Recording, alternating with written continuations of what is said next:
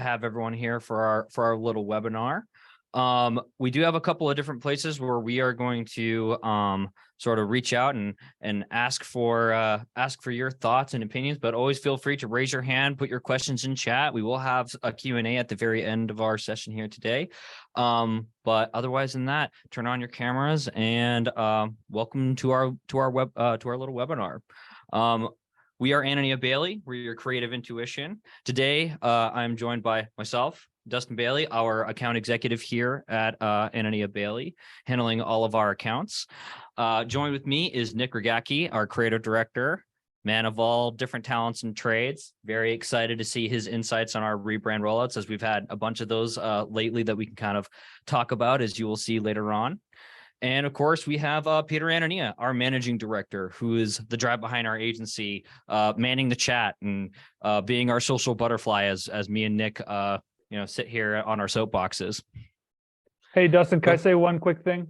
Sure. I be on the lookout for chat. I'm going to be monitoring chat, being active in it. And one thing, if you have something to say, use the raise hand feature. We're trying to make this engaging and interactive. And the one thing Dustin and I and Nick talked about is we're a little bit of a time crunch. So we do want to hear from you, but try to keep what you're trying to say succinct if you can.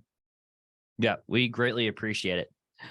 So today's subject, we're going to be talking a little bit about rebrand rollouts. So we're going to talk about a couple of different approaches, and we're going to talk a lot about, the methods that you can employ when you're considering a rebrand or launching a new brand. So there's a couple of different methods, and there's a couple of different examples that we're going to share with you on what we've done and how we've seen it in the marketplace. So without further ado, I'm going to let Nick go ahead and run with it.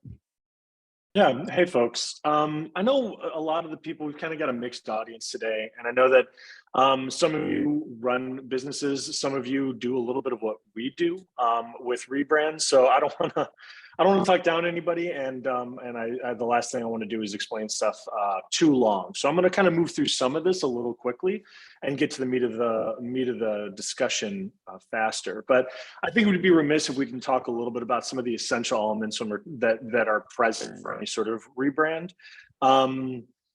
Mostly because I think we've run into, and I'm sure that some of you have run into, a misunderstanding about what exactly a rebrand is or what it encompasses. So we try to think about it in three different groups. We think about it as essential items. This is kind of your logos, fonts, colors, but also your brand voice guide, and your brand dictionary. This is really just like all the tools that you need for your new brand and all the directions for how you use that new brand, really. Then we talk about the tactical items. This is the stuff that you're actually applying. So this is, I have infrastructure here, kind of references uniforms, signage, websites. Then we're talking about client and customer facing stuff like brochures, posters, your business cards, social materials, and then commercial elements like packaging, vehicle wraps, etc. I'm only bringing this up now because the considerations that we have about how we roll out brands later is related to how many of these tactical items are we using, how many did you maybe previously have under a previous brand. All of this kind of speaks to how you tailor a rollout. And then the final element we have are launch items. And Dustin, I think, you've got a lot of experience dealing with different launch item pieces, right? Yeah. Exactly. So, when you have, all your essential and all your tactical, you think about, how are you actually getting this thing off the ground? So we think about, your PR, your press releases, your media relations, traditional advertising and social media. So really getting out there in terms of like your communication strategy. Then, of course, usually most rebrands have sort of a kickoff event or some level of coming out party for the actual brand itself. So you have to think about event materials, and that can encompass a wide variety of different things depending on what kind of rebrand you're going to be positioning yourself and what kind of budget that you have. Then, of course, web assets. Usually when you're rebranding, you have to think about, are you changing domains and URLs? Are you completely redoing your website? Are you just making a couple of tweaks? So your online presence has to sort of also work along with those foundations. And then, of course, merchandise, thinking about swag, clothing, water bottles, keychains, all the things that you're going to be putting the new branding on and getting out into the world. So all those launch items are things that we have to think about as we, as we go from like the rebrand itself and all the pre-work that we do to actually getting it out into the world.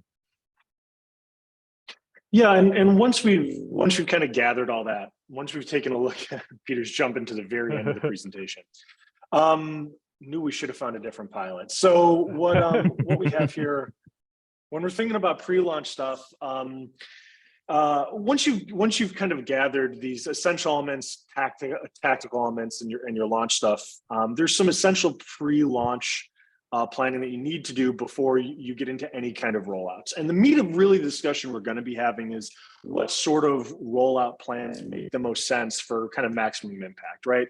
Well, how do we want to pair these different rollout approaches? But before you do any of that, there's some planning that's relevant for every approach.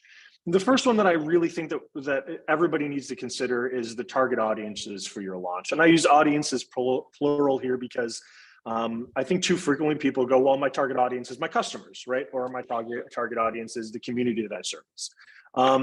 But what we really try to encourage people to think about is, are we talking about board members? Are we talking about donors? Are we talking about your staff? Are we talking about media? The answer is we're talking about all of them, right? And how can you reach out and do kind of brand reveals for each kind of segmented different audience, right? Some of these pre-launch conversations are happening before you launch. You're going to reveal this brand to board members. You might do that via a hosted event. You might do it via personal phone calls with donors, depending on how close you are with them. And then there's a lot of, I think, internal conversation that you need to have with your staff. I think the most successful rebrands have the most clarity, and the most clarity of purpose for a rebrand tends to happen with a smaller group. Building too much consensus kind of leads to madness. But also when we're talking about getting a really kind of refined new brand as opposed to a monument to compromise, you got to keep the number of people in a room relatively small. Having said that, new brands are almost always poorly received when staff feel like they weren't a part of it, or can't see themselves reflected in it, or don't feel like they had any opportunity to do buy-in in advance. So another big thing when we're talking about pre-launch planning is making sure that your employees are not only feel like they've been a part of this process, but also they've been trained on the new brand values and new brand guidelines too. Because once you do launch, your best ambassadors are always your own people. And so before we do any kind of brand rollout, part of that pre-launch planning is making sure that your people are on board, and anybody that's really intrinsic to your support, like donors or board members, are also see themselves reflected in your new brand. The last thing that I think needs to happen here is taking inventory of all branded assets across all the locations that you have it in. It's always surprising. It's kind of like when you decide that you're moving to a new house and you realize that you've got those old, baseball trophies from high school hidden somewhere, right? Or you rapidly need to throw something in the trash because you don't remember ever having love letters from that high school girlfriend, but it's sitting somewhere 20 years later. Throw that out. This is kind of how we're approaching this old branding. There's a lot of stuff that you probably don't realize your old brand is on, and you want to take inventory of all those old branded assets and figure out where you need to pivot that stuff. But once you kind of have taken stock of all those things, you're really ready to go ahead and start thinking about your kind of new brand rollout. But before we move forward, I'm curious, has anybody run into a new brand, or they've done a brand rollout and they've run into stuff that they've missed, OBE branding that ends up living maybe even embarrassingly long amount of time in the wild before you're able to catch it? I'm curious if anybody else has run into that. Yeah. This is Peter. I've seen it with retail locations. We had one client that had a retail location with thousands and thousands and thousands of samples in stock, and each one of those had a sticker on it with the brand, and it was something that they really hadn't considered before they did the rollout. Going through all that merchandise and figuring out what to keep, what to get rid of, and how the new system was to put that new brand on all that stuff. Yikes! Yeah, this wasn't a client of mine, but a friend of mine was working on a rebrand, and it was something similar. They ended up having they didn't go through all the tags on all of the retail shirts that they had, and they all, not only did they have the old brand, but somebody else in the company had quietly done another 50,000 tag order even though the brand had already launched, because they didn't actually stop and like kind of think through that stuff. So what they ended up doing was they ended up just using all those tags for sale items, and tried to do like the old brand, new sale kind of approach to try to rapidly liquidate all that old branding that they had. So, all right. So once we've gone through and we've kind of made sure that we've got all that pre-launch planning done, we try to look at this as 3 different options for how to roll out a rebrand. And like I say, we think about these as different tailored approaches. The first one, and this is probably the most common one that people are familiar with, is we call it flipping the switch. Different people use different terms for it. But the definition here is it's essentially on launch day, your new brand is fully replacing your old brand. It's a pretty straightforward concept. A lot of people will say this is best practice. It's the stuff that you tend to see really large brands do. And that's partially because this is really good for companies with the resources to accomplish it. It's not really something that I think every organization realizes the cost of. I mean, Dustin, when we've been talking about rebranding with clients, this is something that you kind of walk them through, right? Yeah. So when we're talking about flipping the switch, I think you put it very well. It's about resources a lot of the times for this kind of a approach, because everybody wants to have that big coming out party. Everybody wants to really make a big show of it all at once to get that maximum impact. And for some brands, it's a great idea because they need to be able to achieve the goals that they really set out for the rebrand. They need to have that, but most of them don't have the resources to be able to pull it off and pull it off correctly, because it takes a lot of work, both externally working, with an agency or a creative, with a creative group, and then having their own internal team sort of work on aspects of it. So that becomes a huge challenge to be able to just flip the switch, because when we're talking about flipping the switch, right, you're thinking about within 2 to 3 weeks everything's changed. Everything, all your locations have been addressed, all your people in all your locations have the information and everything that they need, and you've made media appearances, you've got out there, you've had the swag out there, you have everything. So to be, it's kind of like it's like putting on a theater production and you're running for 3 weeks. So not everybody has the capabilities to coordinate that and to really knock it out of the park. So depending on where a brand's at, it's a good option, or it's a poor option. So it really is case by case. Well, and another thing that I think is maybe not so much of a con, but something that you need to be aware of when you're talking about this kind of flipping the switch approach is that the very nature of kind of a flipping the switch brand rollout is that on Wednesday you were one thing, on Thursday you're something else entirely, and that can be really disorienting for staff and stakeholders. So it's not just a question of socializing this for kind of clients and front-facing organizations. It really, I think, doubles down on the importance of internal socialization here, because I think we all know those employees. Maybe some of us have been those employees who sense change and immediately like turtle up. You kind of fear it. You're not sure about it, right? You get a lot of you can sometimes, if you don't socialize enough, you'll get some people who are kind of self-sabotaging that rebrand effort or questioning the new brand guidelines or those new values.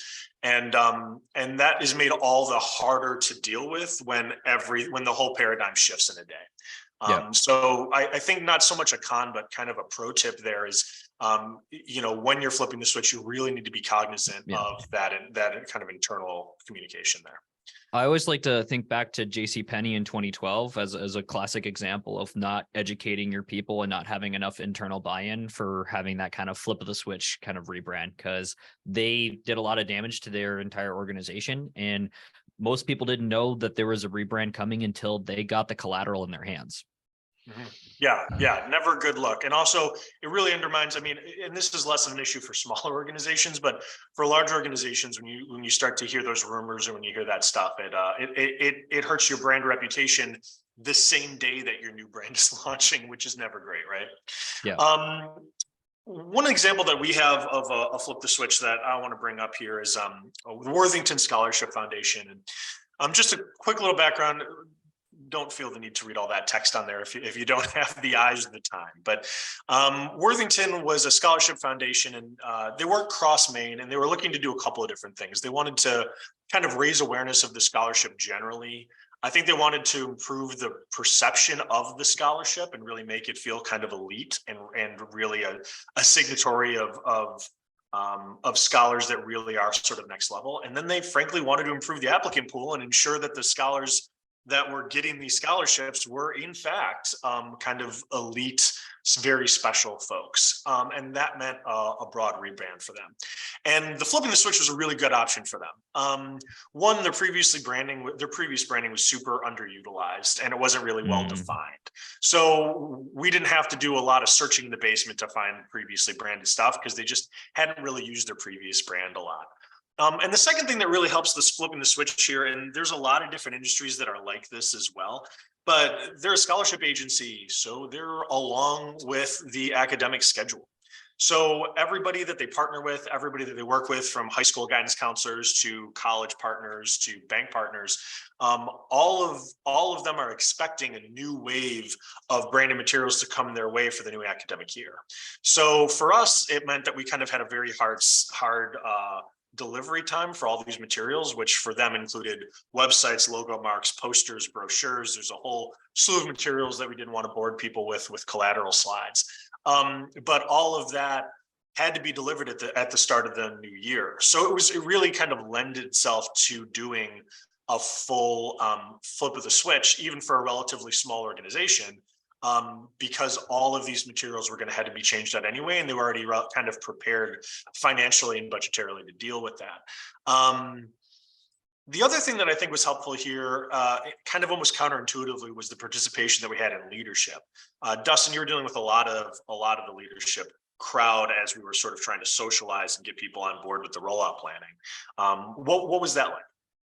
Yeah, so it can always be a bit of a challenge depending on how close leadership is to a rebrand. You always want to have that stakeholder buy-in, but having a hands-on approach can, depending on who you're working with, can be a great benefit, or it can become a much more complicated process.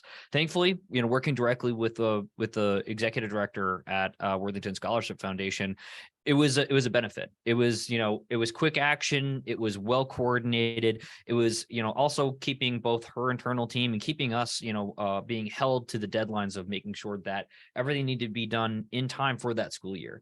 So being able to have that one-on-one interaction, being able to execute quickly as sort of like as two strong partnerships really made that all come together in the end. And I think that's a particular benefit of, like, when you're looking at flipping the switch, you need to have some level of cohesion between your agency and your brand, or your brand and whoever you're working with, to make sure that aspect can be nice and smooth. Because to flip the switch, like I said, right, it's almost like a theater production. Like, to get the show going, there are certain things that have to be done, and everybody has to know their part.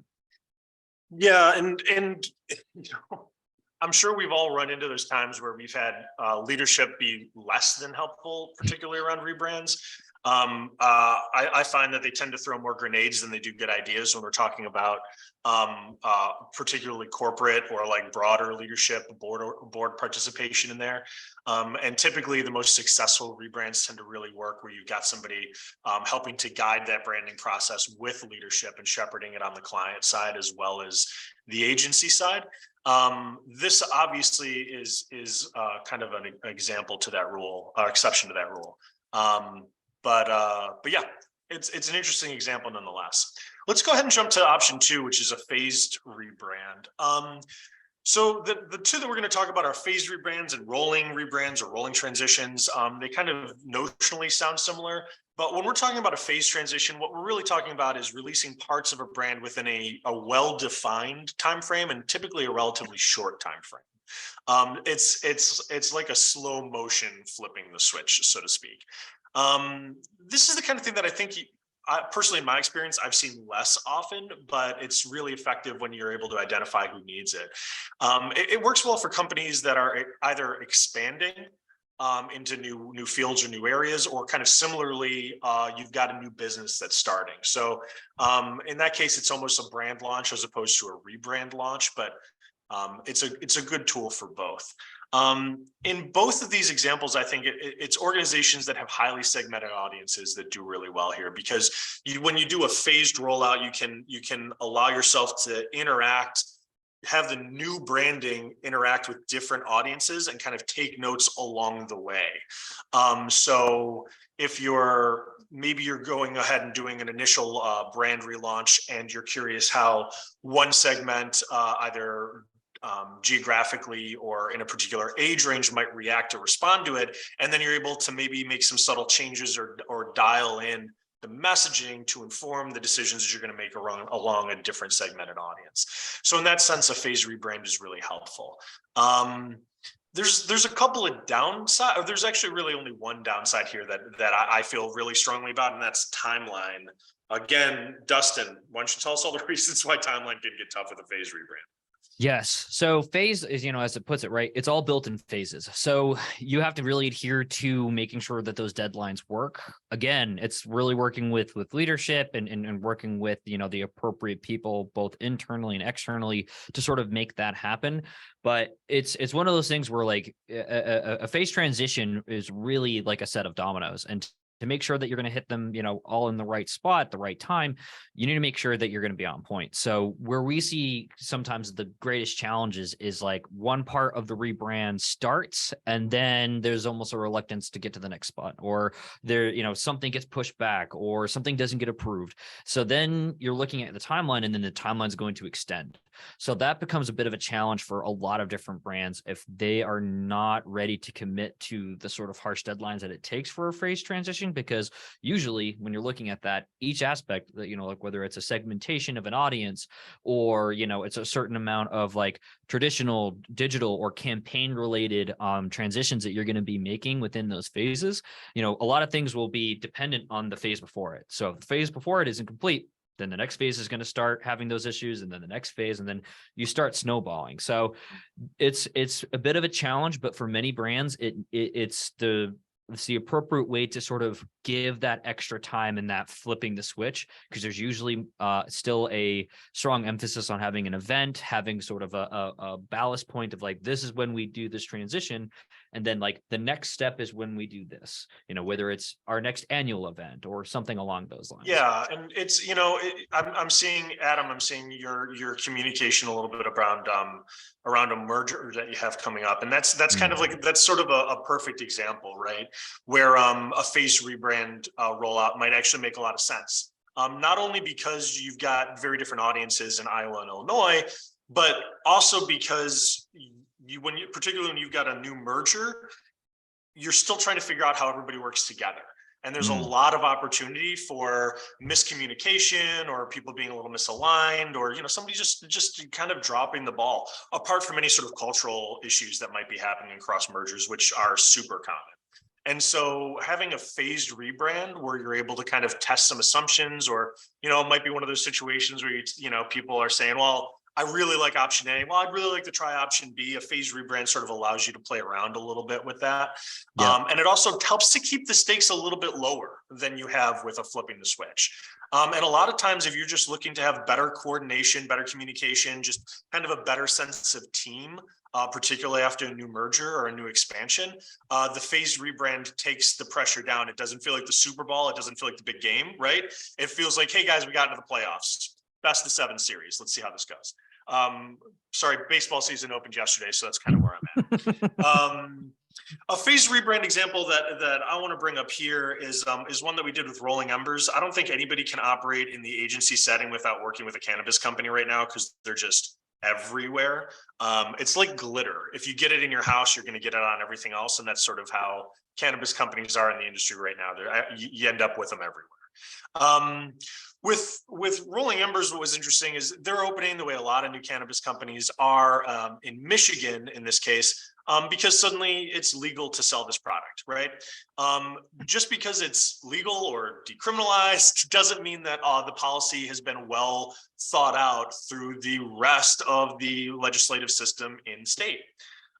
So Rolling Embers was kind of faced with the challenge of doing two things at once. Well, kind of three things, right?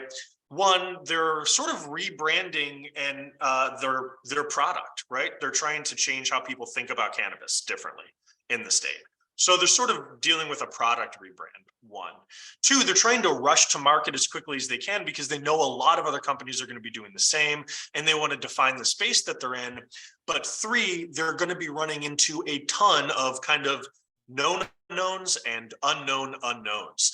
They really don't know what's going to happen with licensing. They don't know what's going to happen with what their website can advertise or not advertise, what kind of sales they're allowed to make or not. Some of these things are well defined, a lot of them aren't. And even when they're trying to figure out how they're going to source a lot of their products, they need to think hard about their resources and production lines. So with Rolling Embers, it made a lot of sense for us to go ahead and do a phased rollout for them. So if we jump to the next slide, for instance, we started off with trying to get their name out there, and we started off, establishing their brand and establishing a teaser campaign. And that campaign started as early as September, understanding that they weren't going to even be launching until later this spring. And by getting their brand established and that campaign out there, that was a really big step. Then we have them engaging with signage at their locations, so that it's easy to establish these are places where I know I can actually go there. Is it open yet? No, but I know where it'll be when I'm looking for these products. And the other thing that we were able to do here is we were able to develop and sort of test kind of the brand design and the website design, because a big part of what they're trying to do is sort of get kind of a cigar whiskey lounge feel to their locations and to the way that they present that brand, so that they're able to kind of change the assumptions that there are about the product and also differentiate themselves around incoming competition. And so we've been able to phase all of these things in, including kind of testing how that branding would be received before that website goes live, so that across the board, everything on their site or everything along their brand is able to continue to build up and give them every opportunity to succeed and have a comparative advantage against their competition, without saying, hey, we're launching on April, and then finding out that state requirements mean that they need to issue a public ordinance awareness, or they need to have an opportunity for the local community to comment before their location opens, et cetera, et cetera. So that's been, I think, really great for the Rolling Embers case. Dustin, am I missing anything about Embers before we jump onto option 3? I know that you were involved on the front end of that. Yeah. Client. No, I mean, you covered pretty much most of it, but I think what's really important is that when we were thinking about the different approaches to, bringing it to market, there has been, there's a lot of cultural challenges that are sort of poised in front of it. There is a lot of lead up to sort of having that eventual ballast point, that coming out, that full launch party, as they're going to be having it on 420. So they're of course. So, there's the building up that level of interest to make sure that this business is going to have a very successful first day, right, has been super important. And the brand can't all come out all at once. To make that happen, it needs to come in phases. It needs to be introduced to the market. It needs to be picked up by cannabis enthusiast magazines, over the last couple of months in the local areas. It's needed to be on billboards as people are thinking about the tourism season, going around the Michigan Lake area. So each part of it had to be really thought about and calculated. And there's been parts of us where we've really wanted to show off Rolling Embers for a couple of months now, but the brand hasn't been ready to be public, and we're excited that we're getting closer to that time to really show it and really show how this rebrand needed to be measured out and to be executed. Yep, exactly. And everyone's going to receive their NDAs in a follow-up email, since we haven't launched the brand yet. So cool. Yep. So then option 3 is a rolling transition. This is the one that I Nick, find. can I just say one thing real quick? Yeah, absolutely. Sorry, I hope I didn't ruin your rhythm. No, it's all right. Go ahead. Sorry about that. And I was messaging in chat, so sorry if I missed this. But one thing that I think has been instrumental is our friends at Opus have been helping this client open this location as well, and just having them as a partner to help facilitate this this rebrand and this rollout was something that was instrumental. If you can have, you know, a consultant working with the client in that capacity, it can just make things go really smooth. You can have Absolutely. The client that much smarter. one more advocate to really talk about following the process. Yeah, for sure. Option 3 is a rolling transition, and this is the one that it feels the most useful for a lot of the main clients that we have. And I'm going to get in all the reasons why, but I think a rolling transition tends to make sense for a lot of the kind of more local clients that we're dealing with, as opposed to some of the more nationalized ones. A rolling transition. So really what this is about is it's applying the rebrand across different aspects of the company in line with the resources, right? So if we can allow the rebrand transition to occur with normal operating cycles, you have kind of a more pragmatic approach. It's different than a phase transition. Really, a phase transition is about opportunity and about kind of tailoring this for what is achievable. Whereas a rolling transition is more about making sure that you're not losing kind of the opportunities that you already have, or taking a loss or taking a hit as a result of the rebrand. Rolling transitions happen over the course of sometimes 16 months. It can go over a long period of time. And it's really good for companies that take a long time to change direction. These are companies that might have a lot of different packaging, boxes, materials that have their old brand on it that are ordered in you know, the hundreds of thousands in advance. And simply can't afford to throw out all that material at once in favor of a new brand. Sometimes it's great for companies that have a lot of different arms or subsections. So, you know, we're dealing with, you know, national brands here that might have slight variations of branding, either for different nonprofit or advocacy organizations in the North and the South. Got a client like that. We've got other clients that are working with a lot of different brands across the country and have already shipped out a lot of the materials that are going to be part of their older brand that are going to stay there for months. So this rolling transition really allows those companies that aren't going to be able to just light all the old branding on fire to not really have to. Another thing that it does is it allows small companies that maybe don't have the resources to even make modest changes across the board happen all at once. This is another way that allows them to do that too, right? So it's not just about the big industrial giants, but it's also about those smaller companies that maybe they were a startup 4 or 5 years ago, and they've realized that their brand needs to change to reflect maybe a misunderstanding of the industry that they were walking in, or maybe they need to dial in something a little bit more. And this can allow you to have a rolling transition even for, you know, local signage and your headquarters building, right? Happening in a different space than your website, which happens at a different space than business cards or truck wraps. Which is another really great example. God knows we'll all run into about 1 billion truck wraps if you work in any organization here in Maine. The cons here, I think, are that you risk kind of brand impact being a little dulled, or confusion amongst kind of competing brands. Dustin, you've had some experience with this, where, you know, if you're not careful about how you're planning that rebrand, or making sure that the new brand feels considerably aligned with that old brand, they feel like cousins as opposed to distant relatives, this rolling transition can lead to some confusion, right?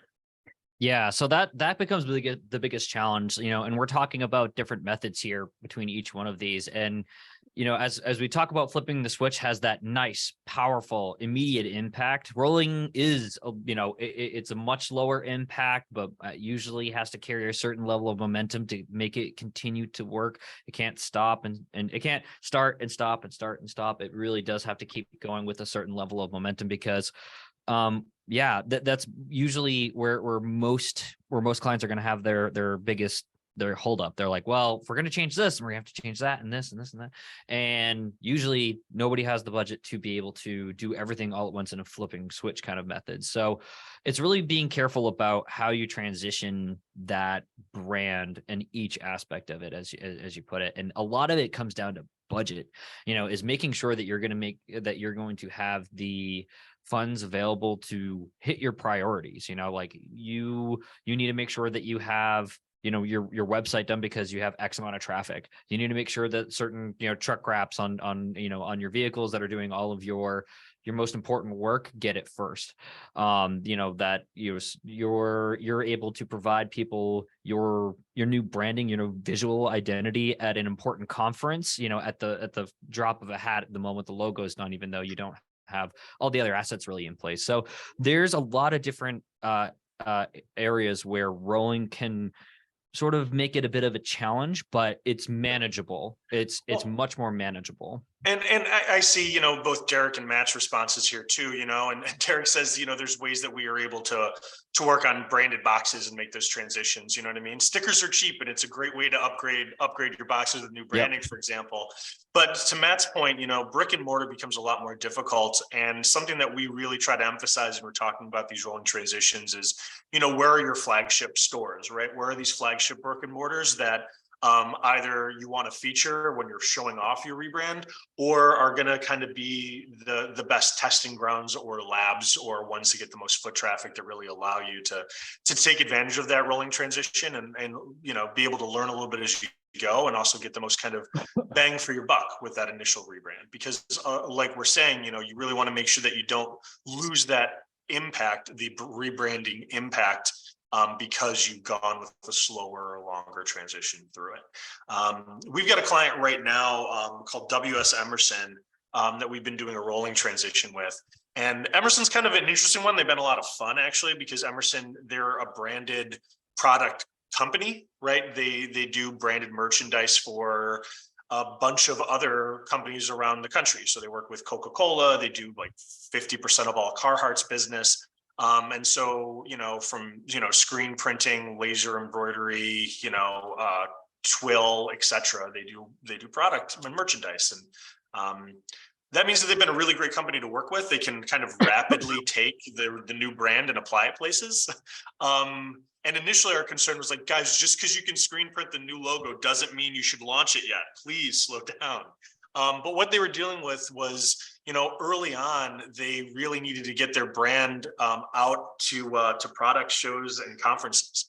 And they wanted to have that new brand, at least internal within the industry, that they could show off to kind of give them that immediate launch and that immediate improved competitiveness with other companies in the same industry that they're working in. At the same time, they wanted to take more time to go through their website, for instance, because redoing their website and changing their e-commerce was kind of a big lift, because they have literally thousands of products that they can work with. And so improving how they take orders, their own internal process with ordering and managing orders, there was a real opportunity with their new website to do that. And that meant their website was going to be delayed in order to kind of accommodate that big e-commerce lift that we wanted to engage with, right? And so what we were really able to do with them was, and we're still in the process of the full rollout, was make sure that they were able to get branded internal stuff. Everybody in their company had the brand new logo on their hoodies probably within a week of that logo being approved, and everyone was really excited. The internal culture at Emerson is absolutely fantastic, and everyone really felt that it not only reflected who they were, but that they were able to wear it with pride every day. And that's happened well before the website has gone live, and even a lot of the shipping materials that they have going out, rather than printing all their own stickers and putting them all in their own boxes, they've opted that it's most efficient for them to just run out the old stock and bring in the new stock. And so while it's a little bit messier than a flipping the switch is, this has been a really kind of ideal tailored rollout, rebrand rollout for the company, because they've really been able to leverage their own assets in order to do really well here.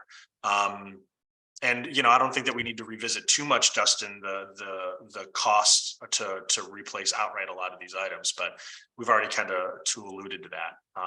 But yeah, I think in this case, a rolling transition was really the right answer for them. Yeah, for sure. I want to just take a minute. We've talked about kind of these three different launch approaches, and we're going to have a Q&A in a second, but between rolling transitions, sort of phase transitions, and the flipping the switch, do people feel like there's a one true answer here? Are there evangelists for the flip the switch? It is the only thing that we can do, or have we experimented with some of these other rebrand rollouts to some positive effect, or have we enjoyed kind of playing with that? We can answer now, or we can answer during Q&A, but I want to kind of plant that in people's heads. And in the meantime, I just want to. Yeah. Sorry if I transitioned too fast there, Nick. No, it's fine. In the meantime, we can talk a little bit about post-launch for a quick second here. With just a couple of things to consider, regardless, whatever the rollout looks like. And this is for people who are conducting their own rebrand rollouts, but I think also just managing expectations here. Be patient with your rollout. You know, even despite all your best efforts, you will inevitably find somebody at the company using the wrong logo or the wrong messaging, or choosing their own color palette that they think works really well with the logo. There was one company that we came across where every single person at the company created their own email signatures. They each designed their own email signatures, and they had around 270 employees. So some of that is internal management. Some of that is just the way it goes. Some people just can't help themselves. Everybody's an artist until someone tells them they're not. It's also important to kind of nurture your launch, especially if you're doing a rename, which we haven't even really gotten into here, but renames as part of rebrands, that's a whole new level of complexity. But drip campaigns, social posts, etc., you know, continue to kind of work on that and reference your new rebrand. And it's going to take about 3 to 6 months before you're going to see that new brand really become the norm. I think that's really helpful. There's also, Dustin, there's other ways that you can kind of do after action reports and so on to kind of learn lessons from that. And you've been more involved in that than I have, right? Yeah. So especially when you're thinking about your post-launch items, like really thinking about getting your data sets. So like taking the set of the goals that you've set out for your rebrand and really seeing like what has been achieved and taking the time to measure that, you know, whether it is quantitative, you know, whether it's an actual data point of numbers you can actually analyze, or if it's qualitative, like really reaching back out to your people, your peers, your vendors, your customers and your clients, and really getting an idea, you know, either through a survey or through conversations, through some form of feedback, to really be able to get that information and, you know, have a little bit of that, like you said, Nick, like an after action report, like thinking about how do you strategically take that feedback and apply it to what you've done and how you can continue to improve it. And then also, you know, remember that, you know, team members are a part of the organization, and you really want to make sure that after you rebrand, like you are having those brand champions, you are having those ambassadors really live, breathe, and eat the, you know, the brand messaging that you built around this, because, you know, a rebrand is not, and if, you know, is not impactful if it, you know, has the flash fire and then it's gone. You know, if a year goes by and you don't feel the effects of your rebrand, you know, there was something along the way where there was a way to improve, or there was a way to make it more impactful, or you know, part of that momentum is lost and it needs to be regained, so you can really make the most of it and really get the full value out of your investment. Yeah, exactly that. So that's kind of the summary of how we think about rebrand rollouts, from preparing your materials through various rebrand options, and then right into kind of the post-launch glow. Light a cigarette, enjoy the fact that you've officially launched your new brand, and just wallow in the glory of what should be a well-designed, well-laid-out process. Peter, do you want to take us home?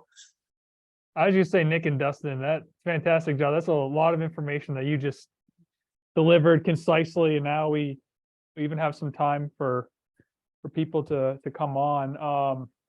I mentioned in chat, Mike, I know you've been through a couple of rebrands. I'd love to hear from you. I see a couple things in chat, and Adam, I mean, I'd love to hear how things are going, because you guys have got a lot going on over there at Infinity Credit Union. So anyone, you know, this is your opportunity to jump on, share any insights you had, any questions you have for Dustin or Nick, and definitely don't be shy. Just hop right in. Hey, it's Mike. I just want to thank you for this session. It's very good, and very close to my heart in terms of the number of times we've had to do this. There are certain levels in a rebrand, as you noted. Some are more dramatic, involving employees' apprehension, and as I noted in the chat function, some are very maybe lower level in terms of like logo changes and even just changing the font, corporate font. If you don't notify people ahead of time, it can really raise some concerns. And a lot of people have a lot of history with companies, and any kind of change is not always accepted with the best response. So, absolutely. But there are a lot of, as you noted, there's a lot of things during a rebrand that may be left out if you don't involve members of all teams within your organization. And some are quite costly, even just changing a logo and then having to change that logo on 40 trucks that you're sending across delivery routes. That's a big expense. And that in that case, then the gradual approach is best, so that you can just do that rolling change. But certainly the level of complexity will be different across different changes that you make within the organization. Yeah. Well, and something that we try to emphasize with folks is, just because you've got a fleet of trucks, right? Or just because you're dealing with a lot of things where that a new logo is going to require a big investment, it doesn't mean that you need to sit with a brand that doesn't make sense or is holding you back. I think the wrong reason to rebrand is because you want something shinier or prettier or something that you're more excited to have on a business card. But the right reason to do it is really tactical, and I don't think you want to avoid making a good strategic move for your company simply because you're worried about how much that might require you to spend all at once, right? If when we talk about different rollout plans and stuff, I think that allows new branding to become way more accessible to companies that want to use that as a strategic tool to grow. So that's one thing that we try to emphasize a lot. And Mike, just a comment on the culture thing too, that you didn't necessarily bring up specifically, but I think is really important is I've run into this a lot. I used to work as a chief of staff down in Washington, D.C., where you deal with a lot of egos and a lot of changing the guards. And both from a creative side and from a chief of staff kind of team leadership side, we run into a lot of people that decide that I'm the new president or I'm the new CEO and this company is going to look different now. Under my leadership, I want it to look different. I want it to feel different. I want it to reflect my interpretation of these companies' values. And the point that you're making about the rebrand leaving employees behind or adding to that sense of anxiety is, I think, even bigger there when you've got new management coming on, because it almost serves as a visual indicator that changes are everywhere and that you have no idea what's familiar and you have no idea what company you're still working for, right? And that's one that we try to tread very lightly on, and we probably start to blur the line a little bit between an agency and a consultant, a leadership kind of consultant there. Is really trying to emphasize that socialization and internal messaging efforts. So there's a really big. Yeah, I found that when a merger or an acquisition takes place, oftentimes there are many duplicate roles within both companies, and so there's a natural level of anxiety that hits you right off the bat. Yeah, for sure. So that communication relating to, who's going to be doing what, even if it's in the short term, will help just calm some of the nerves. Yeah. I mean, Adam, how's the merger? Yeah, I was gonna been say, with I you see guys? Adam shaking his head a lot over there. Yeah, it's like, It's been a bit of a roller coaster ride, but not like the janky carnival roller coaster, more like a Busch Gardens roller coaster. Like at least I know where I'm going and I can trust it. We launched this back in 2020, and it really started with creating the new teams first. What are the core systems we're going to move over to? Selecting what's going to work there, having the right people and the new philosophies getting rolled out. As you mentioned, like the duplicate roles, there was still anxiety that came along with that, but there was been really great communication from leadership down. And for some people, it was, self-selected where they decided to find other opportunities elsewhere. For a lot of other people, change creates opportunity, and it really allowed us to create better, stronger teams across borders right here. So we went from just locally in Maine, Southern Maine, that this is a national credit union. I went from a 300 million to now we're 2 billion. So it really kind of changes the model and what it brings to the market right here. But before we decided to even work on a rebrand like where we're up to now and a name change, we really had to figure out again, what are we going to be going forward?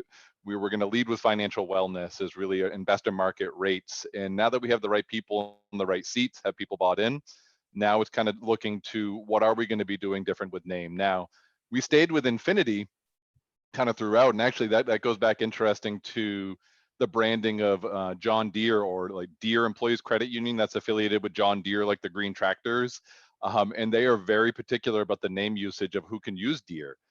So that's why it didn't immediately bleed over to the main market. But now we've decided we want a new name that's really going to encapsulate the whole credit union, and any further growth we're going to have going forward, we'll have just a stronger foundation to build on. And it was kind of that slow rollout. We checked in with teams first. We went through market research, market tested a bunch of different names, whittled down from 100,000 to 2,000 to 4 different possible names right there. A lot of them involved with that. And the color scheme, the branding, that's another thing that we looked at. And we talk about having to plaster everything else with something new. We've decided to kind of maintain the DECU's prior logos and branding, even with the new name. So kind of picking what makes sense, a known and visual is great. And it also helps with the cost, right, of having to repaint every branch or new other gear, with at least the logo. I say pitfalls, things to kind of keep in mind. Right now we're ready to roll out the name change, and you have things like, the SVB, the bank collapse, Silicon Valley Bank, and big issues with that. So members already had to be, on board with the new approach with products, services, mission, vision, and that's worked out well. But now it's like, oh, are you changing your name because there's trouble? So we really were, a credit union, we're a member-owned institution. So we wanted to make sure to communicate with our members that it's coming down the pike. This is what it's going to look like. We didn't give the name out yet. And then after that, we wanted to put some information out saying, confidence in the credit union. This isn't happening because of, we're scared of an unhealthy situation right here. So it's been really insightful to see this grow over, 2.5 years so far, and all the different phases it's taken us up to right now. But I would say really making sure to be diligent with it, and care about your employees, their feelings, their emotions, and then also use a lot of foresight and understanding how this is going to come across with our members and how they're going to identify with it. And that's just the build up to what it is. Now it's all sorts of other fun, great stuff coming once we roll it out, and connecting with vendors and building new swag, socials, putting out social media, maybe do some chamber event as a, launch the name out there so people in the community know what it looks like. So got my wheels turning. That's awesome, Adam. One thing about Infinity is they actually we worked with them to purchase the building our agency's in. So it was great to work with them. And Adam, just a shout out to WS Emerson when you're doing all that swag. Check those guys. Yeah. Out. Plug. Yeah, they're like my favorite client right now. They're just absolutely lovely. So they make the managing the brand aspect, especially for agencies like ours, they make it really easy when you have a client with a lot of apparel. They have a fantastic program And a lot of energy. Yeah. So we're coming right up to it. So I guess I'll just take it home. Again, Dustin and Nick, that was awesome. You guys make my my job here easy when you present like that. Dustin's email and a link to his calendar. If you want to continue the conversation or you have a project coming up, don't feel shy. Just reach out to him, email or set up a Calendly, a Zoom meeting. Make sure to follow us on Instagram and Facebook and LinkedIn. And we have a couple of cool webinars coming up. So stay tuned for that. And just thanks everyone for showing up and giving insights. I feel like this was a great event. Yeah. Thanks, everybody. Hope everybody has a good week.